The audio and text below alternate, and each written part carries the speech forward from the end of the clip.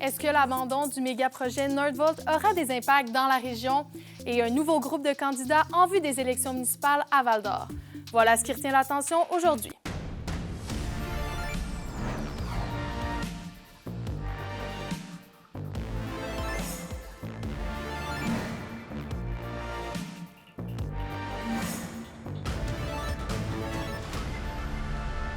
Bonsoir tout le monde, ici Sophie Médiaville-Rivard et voici vos informations régionales. D'abord, on apprenait hier que le méga-projet de la filière batterie Nordvolt est abandonné par Québec. Est-ce que cette nouvelle aura un impact sur les projets miniers de la région? J'en discute avec la présidente directrice générale de l'Association minière du Québec, Emmanuelle Toussaint. Quand on parle des projets dans la région qui concernent justement le lithium, la filière batterie, à quoi ça ressemble le portrait des projets, du potentiel de développement qu'il y a en région? Oui, ben c'est sûr que l'Abitibi-Témiscamingue, c'est une région qui fait appel à il y a différents minéraux critiques et stratégiques qui peuvent être extraits. Il y a notamment le lithium, évidemment, puis il y a plusieurs autres minéraux critiques et stratégiques qui sont dans différentes régions là, du Québec. Mais en tant que tel, avec les différents événements qu'il y a pour Nordvolt, c'est pas nécessairement, il n'y a pas un impact là, direct sur l'industrie minière de la région de l'Abitibi-Témiscamingue. C'était un peu attendu, cette annonce-là, par rapport à Nordvolt, puis ça déstabilise pas vraiment les plans, les projets qu'il y avait pour l'instant. Oui, non, je ne pense pas que ça déstabilise personne. C'est quand même, là, ça fait pratiquement un an là, qu'il y avait une évolution, disons, dans la situation avec Nordvolt. Et en ce moment, là, encore une fois, il n'y avait pas d'entente nécessairement là, avec Nordvolt. Alors, il y a différentes ententes, par exemple, avec d'autres compagnies qui sont dans la filière batterie. Mais il n'y a pas d'impact là, direct à court terme. Puis là, vous me parlez justement d'autres compagnies, vous me dites dans d'autres Il y pays. a plusieurs entreprises, là, que ce soit en Asie ou que ce soit en Europe. Donc, il y a déjà que ce soit des ententes du côté des minéraux critiques et stratégiques, là, qui ont, avec les producteurs qui ont été signés avec des groupes qui sont dans d'autres pays. Encore une fois, l'idée avec Nordvolt, c'était d'avoir vraiment une chaîne qui était intégrée, c'est-à-dire qu'il y avait vraiment toutes les composantes de la mine jusqu'à la production de batteries, qu'on soit vraiment autonome. Alors, il reste que les autres joueurs dans l'écosystème au Québec, ils sont toujours là. Il y en a vraiment à différentes étapes. On connaît beaucoup là, en région Sayona avec le projet Lithium Amérique du Nord. Est-ce que, il y a d'autres projets en cours? La transition vers l'électrification, hein, c'est quelque chose là qui continue. Souvent, on entend là qu'il y a un ralentissement, mais en tant que tel, il n'y a pas de ralentissement. C'est simplement que la courbe d'adoption des véhicules électriques est un peu moins rapide que ce qu'elle avait été prévu il y a quelques années. Donc, la courbe d'adoption est moins rapide, mais elle se continue. Alors, ça donne également le temps à différents projets miniers là, de voir le jour. Donc, ça reste un beau potentiel là, pour la région de l'Abitibi-Témiscamingue à ce niveau-là.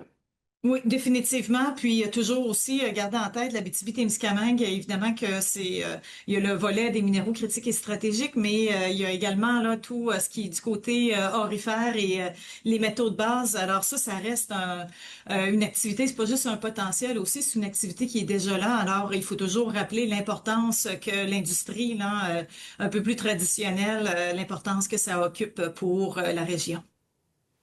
Parlons politique municipale. Je le rappelle, les élections auront lieu le 2 novembre prochain et Zachary, un nouveau groupe de candidats bien particulier, fait son entrée dans la course. Oui, effectivement, Sophie, il s'agit du groupe de l'entrepreneur Dave Tremblay. C'est d'ailleurs lui-même qui a fait l'annonce sur ses réseaux sociaux ce matin. Mais il ne sera pas seul dans cette activité. Il est donc entouré d'un groupe de citoyens qui proviennent de différents milieux. C'est donc Dave Tremblay, Marc Beauliane, Valérie Dufour, Sylvie Hébert, Cathy Elliott-Morneau et Frédéric Vincent qui ont choisi de travailler ensemble pour combler les différents postes de conseiller municipal disponibles. Et donc, chaque candidat se présente dans son quartier respectif, entre autres Bourg-la-Marque, Bécarrière-le-Moine, Sullivan, Lac-Blouin, Centreville et Dubuisson. Et ces derniers ne souhaitent pas créer un parti politique. Il insiste d'ailleurs sur l'importance de travailler avec des gens qui ont de l'expérience et des acteurs des différents secteurs autour de la table municipale. On l'écoute. L'intention initiale, c'était d'avoir des gens diversifiés autour d'une table. Fait qu'on a voulu s'entourer de bonnes personnes qui avaient à cœur la ville de Val-d'Or, puis qu'on ait toutes des forces, vraiment, là, je le répète, mais autour d'une table, c'est important d'avoir des gens dans plusieurs secteurs, puis je pense que c'est ça qui va faire la différence. C'est donc un vent de changement qui pourrait s'amener à l'Hôtel de Ville de Val-d'Or. Tous déposeront officiellement leur candidature le 19 septembre. Merci beaucoup, Zachary. Merci. Au revoir.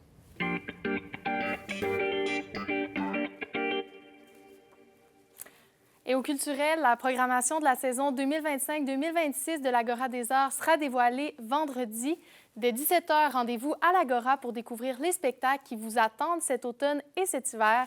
Après le lancement, vous êtes invité à rester à l'Agora toute la soirée pour la toute dernière buvette au pied du clocher avec le DJ Chagas Disco au platine, accompagné d'un invité surprise.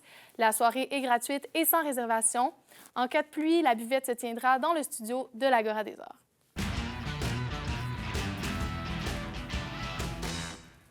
Au sport maintenant, les Foreurs de Val-d'Or ont annoncé avoir prolongé le contrat de 2 entraîneurs. Ces annonces reflètent le désir de stabilité de la formation. Olivier Morin nous donne les détails. L'entraîneur adjoint Arnaud Dubé ainsi que l'entraîneur des gardiens et vidéo Yann Bouchard sont de retour avec les Foreurs. Il s'agit de la première fois depuis son arrivée en poste que Maxime Desruisseaux pourra compter sur le même personnel d'entraîneur. C'est plaisant aussi de s'entourer des gars qui sont enseignants de carrière, donc d'ajouter ce côté pédagogue-là à notre groupe d'entraîneurs, c'est vraiment apprécié. Donc oui, c'est important pour nous, puis on est vraiment contents qu'ils veulent rester à Val-d'Or. Par ailleurs, Arnaud Dubé a également été nommé comme directeur du développement des joueurs. Il a amené sa sauce du côté offensif à 5 contre 5, puis l'an dernier, notre avantage numérique a vraiment fait un beau bond vers l'avant. L'entraîneur-chef et directeur général de la formation a tenu à mentionner le travail effectué par l'entraîneur des gardiens et vidéo Yann Bouchard. Il a fait un très beau travail aussi avec Émile Beaunoyer dans les dernières années, puis avec les recrues présentement. Pour Maxime Desruisseaux, il y a une certaine importance de poursuivre l'aventure avec le groupe mis en place. Tu sais, quand tu apprends à travailler avec les gens apprennent à te connaître, nous, on apprend à se connaître, donc la complicité entre le groupe d'entraîneurs est simplement grandissante, je vais dire ça comme ça. Nos affinités sont de mieux en mieux, donc ça, c'est important. Sans également oublier l'impact que cette situation apporte chez les joueurs. La confiance que les joueurs ont avec le staff, mais le staff envers les joueurs. Puis ça prend tout un certain temps quand tu as quelqu'un de nouveau au sein de ton organisation d'apprendre à connaître les joueurs, le staff, ainsi de suite. Donc, on ne voulait pas se lancer là-dedans. Le pilote des Foreurs est satisfait de ce que sa formation est en train de construire depuis qu'il est aux commandes. Bien, écoute, on a un très beau groupe d'entraîneurs. Je pense qu'on encadre extrêmement bien les jeunes ici. Écoute, on a mis de quoi en place là, qui est vraiment le fun chez les Foreurs, que ce soit le développement individuel, l'aspect vidéo, l'aspect, même, je te dirais, le côté préparation mentale. Donc, on a vraiment des beaux outils pour nos jeunes. On a vraiment un super encadrement. Maxime Desruisseaux n'a pas voulu divulguer la durée des prolongations de contrat des entraîneurs. Olivier Morin pour RNC Nouvelles. Vous avez une nouvelle importante à nous communiquer. Pour nous joindre, nouvelle au pluriel, rncmedia.ca, par téléphone 1-866-463-4636, notre site web nouveauabitibi.ca.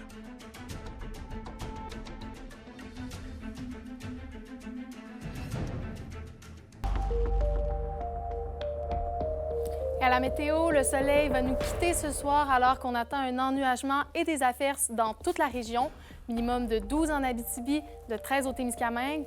Demain, les averses cesseront en après-midi avec une alternance de soleil et de nuages par la suite. Ça se rafraîchit avec un maximum de 15 en Abitibi et de 17 au Témiscamingue. Et vendredi, ce sera le retour de la pluie pour tous les secteurs. Maximum de 14 plus au nord et de 13 plus au sud.